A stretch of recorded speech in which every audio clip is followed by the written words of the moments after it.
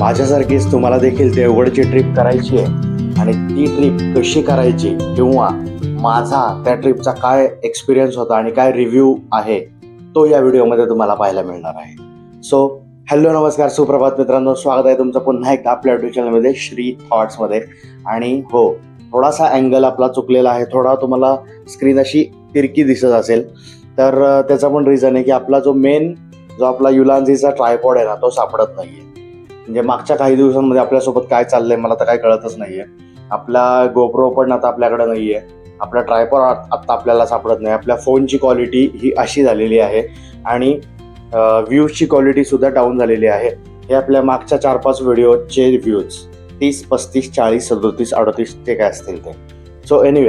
So फटाफट आपण आपल्या व्हिडिओला सुरुवात करणार आहोत आणि या व्हिडिओमध्ये मी तुम्हाला माझ्या देवगड ट्रिपचा प्लॅन थोडक्यात सांगणार आहे आणि माझा रिव्ह्यू काय आहे किंवा आत्ता तुम्ही ती ट्रिप करू शकता का हे सगळं मी त्यात सांगणार आहे. एक्सपिरियन्स म्हणजे थोडक्यात जर मागच्या 2 व्हिडिओचा संपूर्ण सारांश तुम्हाला या व्हिडिओमध्ये पाहायला मिळणार आहे. ऑब्व्हियसली तुम्ही ते व्हिडिओ पाहिले नसतील म्हणून मी हा व्हिडिओ बनवतोय. सो स्टे ट्यून, शेवटपर्यंत बघा. स्ट्रेट आपल्या विषयाला सुरुवात करूया. ऑल राईट, तर तुम्हाला देवगड ट्रिप करायची असेल ना किंवा सिंधुदुर्ग जिल्ह्यात तुम्हाला कुठेही जायचं असेल पुण्यावरून मुंबईवरून, तर ऑब्व्हियसली तुम्हाला 2 नाईट्सचा प्लॅन करावा लागतो. त्याचं रिझन सांगतो, कारण की डिस्टन्स जास्त आहे.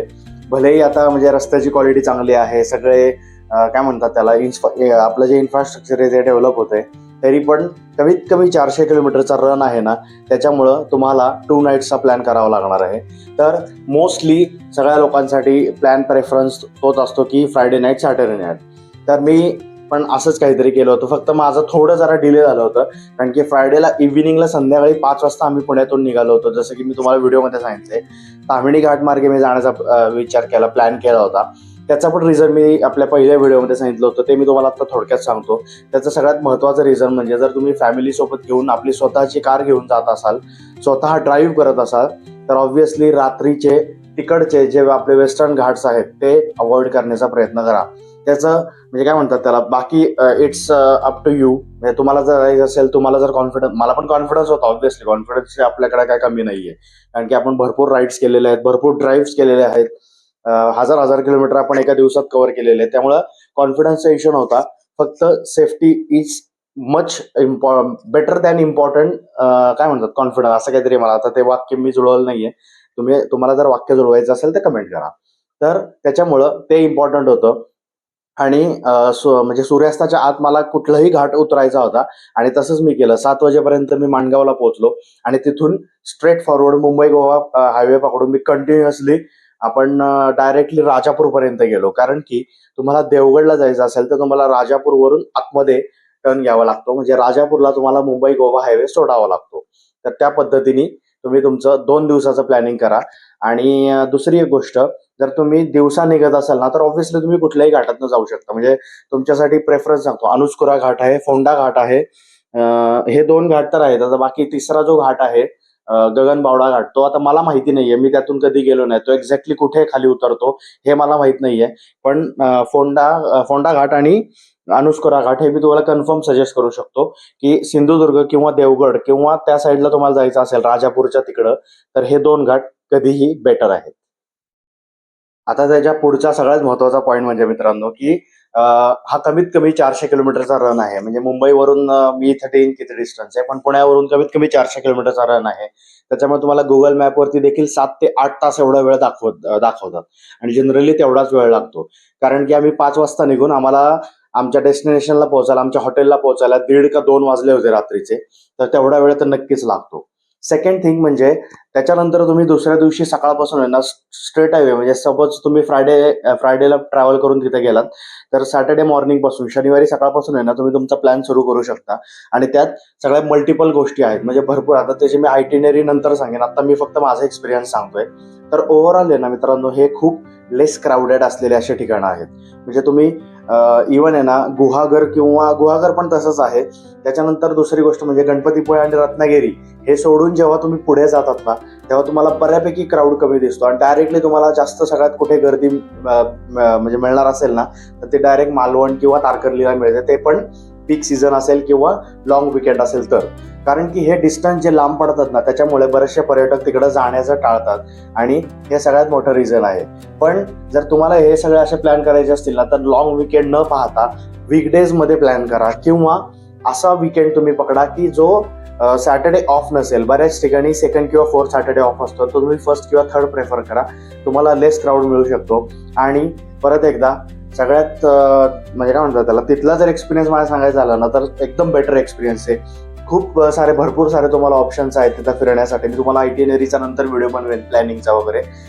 मी जिथं राहिलो होतो ते हॉटेल, मी तिसऱ्या किंवा चौथ्यांदा तिथं राहिलेलो आहे देवगडला माझं एकच तेवढा कॉन्टॅक्ट आहे आणि तो मी तिथंच मी जातो आणि माझा प्रत्येक वेळेसचा एक्सपिरियन्स तिथला हा नेहमीच चांगला असतो. म्हणजे ते जर हॉटेलवाले जर माझा व्हिडिओ पाहत असतील तर नक्की कमेंट करा, लाईक करा. तर त्यामुळे माझा तो एक एक्सपिरियन्स चांगला असतो. त्यानंतर कुणकेश्वर टेम्पल, ऑब्व्हियसली त्या भागात कधी गेलो तर मी कुणकेश्वरला जातोच. मला तिथं खूप आवडतं जायला म्हणून मी जातो. त्याच्यानंतर मिठमुंबरी तारामुंबरीचा बीच आहे, देवगडचा बीच आहे, देवगडचा किल्ला आहे. त्याच्यानंतर देवगडमध्ये एक वॅक्स म्युझियम आहे, ते तुम्ही पाहायला जाऊ शकता. त्याच्यानंतर तिथूनच जर तुम्हाला डे ट्रिप करायची असेल तर तुम्ही मालवण किंवा वेंगुर्लेपर्यंत तुम्ही एक कोस्टल रूटने डे ट्रिप सुद्धा करू शकता. असे भरपूर सारे प्लॅन्स आहेत. त्यानंतर विजयदुर्ग किल्ला आहे, तो देखील तुम्ही पाहायला जाऊ शकता. तर असे मल्टिपल ऑप्शन्स आपल्याला तिकडे एक्सप्लोर करण्यासाठी आहेत. आणि मित्रांनो, रिटर्न जर्नीबद्दल बोलायचं झालं तर ऑब्व्हियसली तुम्ही येताना संडेला लवकर तिकडून निघा. म्हणजे साधारणपणे 11-12 वाजेपर्यंत आहे ना, तुम्ही तुमच्या डेस्टिनेशनवरून निघालात तर बरं होईल. म्हणजे तुम्हाला पुण्यात येईपर्यंत तुम्ही इव्हिनिंगपर्यंत इझिली पुण्यात पोहोचू शकता. त्याचं रिझन म्हणजे रात्री किंवा संध्याकाळी 5-7 नंतर बऱ्यापैकी ट्रॅफिक वाढतं आणि त्याचा तुम्हाला जोरदार फटका बसू शकतो. हे मी ह्याच पॉईंटवरती बोलतोय. आपला मुंबई बँगलोर हायवे म्हणजेच पुणे-सातारा, पुणे-कोल्हापूर हायवे, त्याची काय सध्या वाईट परिस्थिती आहे ना, हे माझ्या इतका कोणी तुम्हाला एक्सपिरियन्स सांगू शकणार नाही. म्हणजे ऑब्व्हियसली जे लोक कंटिन्युअसली ट्रॅव्हल करतात त्यांना तर माहितीच आहे. पण मी प्रत्येक वेळेस या विषयाबद्दल बोललेलो आहे. आणि म्हणजे काय म्हणतात त्याला, तो खेडशिवापूरचा टोल नाका 125 रुपये टोल आहे तिथला. त्यानंतर आणेवाडीचा टोल नाका, ऑब्व्हियसली तिथं आणेवाडीच्या टोल नाक्याला तरी बरं मॅनेजमेंट आहे, तिथं लवकर गोष्टी क्लिअर होतात. पण खेडशिवापूरच्या टोल नाक्याला जर ट्रॅफिक तुम्हाला लागलं, लाईन जर मोठ्या लागल्या तर कितीही वेळ तुमचा तिथं जाऊ शकतो. त्याच्यानंतर तिथं जे काय ट्रक्स वगैरे थांबलेले असतात ना खेडशिवापूरच्या फाट्यापर्यंत, त्याच्यामुळं एक लेन आहे ना अख्खी ब्लॉक होऊन जाते आणि 2 लेनमध्येच हे 300-400 गाड्या तुम्हाला दिसतात. असं भरपूर एक बॅड एक्सपिरियन्स तिथं तुम्हाला येतो. त्याच्यानंतर सातारा कोल्हापूरच्या मध्ये पण आहे ना, कराडच्या आसपास तिथं अजूनही कराडच्या इथं ब्रिजचं काम चालू आहे.